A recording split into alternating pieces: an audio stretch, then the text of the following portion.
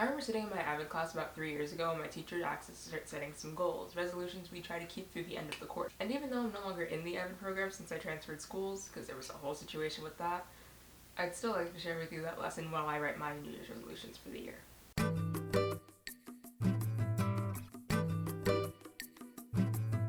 Hi guys, I'm Mac Robinson, the teen model that's also in high school, that's also taking college classes, and also has a part-time job that you guys will not be seeing because I'm not allowed to film at work.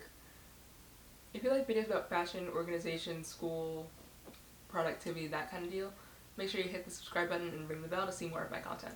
And with that, let's get in the video. Stage 1. Find your why.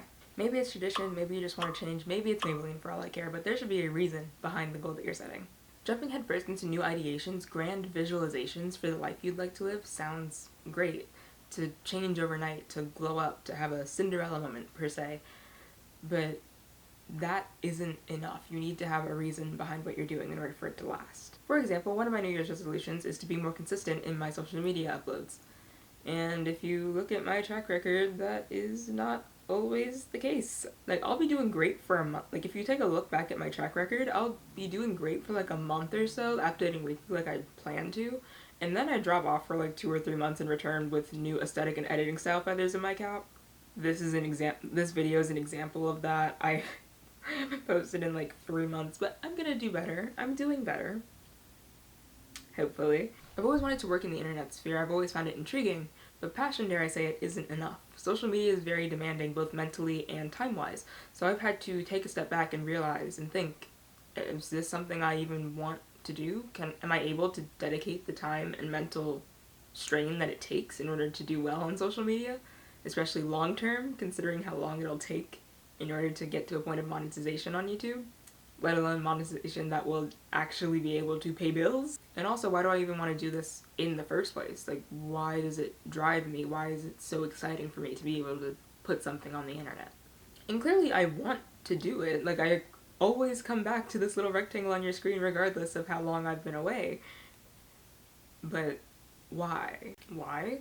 Because social media has proven itself time and time again to be incredibly lucrative for some people. I love content creation. I love working online. I love social media. I love looking at algorithms and trying to figure out how can I change this to make this better and how does this affect this and this and that. And I'm a model. Like, I have to have some kind of platform in order for people in the industry to take me seriously as someone who legitimately wants to work. Find a why. Passion is cool and all, but it's not enough. Find a reason why you're doing these things and why you're so interested, and stick to it. Stage 2. Be specific. Tell me what you want, what you really, really want. Wannabe by Spice Girls. Love Spice Girls. You have your why, but now I need you to be as specific as possible in terms of what you want. I'll use exercising as an example, considering it's one of the most popular New Year's resolutions. Resolutions? Okay. Resolutions ever. You want to exercise more, but what does that mean? Are you losing fat? Are you building endurance? Are you trying to bulk up? You want to be more consistent in your social media? Do you mean in frequency of your uploads or in the quality of said uploads? Or both? For me, it's both. You can always dig deeper in terms of what you mean by your what you want situation. That's why you do the reasoning first. It's so that you can use it to guide you as you figure out exactly what you want. Narrow things down. I know you want the world, but there's a global pandemic, a housing crisis, an economic turmoil situation, and more. Oh yeah, and global warming. There's just a whole situation going on, and I know it sounds like I'm just giving you more reasons to throw in the towel, but I'm not. What I'm actually doing is ripping off your rose-tinted glasses and replacing them for jade, because you need to realize the world is not going to give you whatever you want just because you want it, no matter how bad you're passionate and how much you want it. They're not going to do it for you. You need to do it for yourself, but in order to do that, you need to narrow down exactly what you want. And I'm saying narrow down so much because you can't have everything. Get that through your head. You cannot have everything. And everything is not under your control. So you need to get out of your grandiose void of a concept and narrow it down to one single gem, or like 3 single gems of what you want. Because you need to be able to take actionable steps towards your goal. Speaking of which, stage 3, get down to business. You want to exercise? Get a gym membership. Don't have a car? Can't afford it? Buy a yoga mat and do a Chloe Ting, because now you know exactly what you want and you're willing to do anything to get there. This is where you decide exactly how you're going to go about doing things. This is where you build your budget, plan where your workouts, plan your filming days, all of that stuff. And you need to be very careful and very intentional with this, and you also need to keep everything about your actual life in mind, because you don't want to create an ineffective plan and then feel bad and quit when it doesn't work out for you because it doesn't work with your lifestyle. But I have work, and I have school, and I have all these other responsibilities. I don't have time. Yes, you do. You do have, I guarantee, unless you're working a night shift, waking up and going to school in the morning at 7 a.m. and then going back to do another job later on, you definitely have time. There are 24 hours in a day. I know you're not getting 8 hours of sleep. You're getting a max of 8 hours at school, and then you can't work for more than that if you're a high school student. During a school day, you can't work more than 8 hours, so you're likely to work 4. Like, there's definitely time there. Gen Z spends an average of 10 hours a day per person online. I am also guilty of this. I'm not going from a, like, holier than thou, I'm better than you type of situation. No, I do the same thing. Like, I turned off screen time, like the little thing that tells you how long you've been on your phone. I turned that off because the numbers were so big it was making me very sad. It was like 15 hours. It's concerning.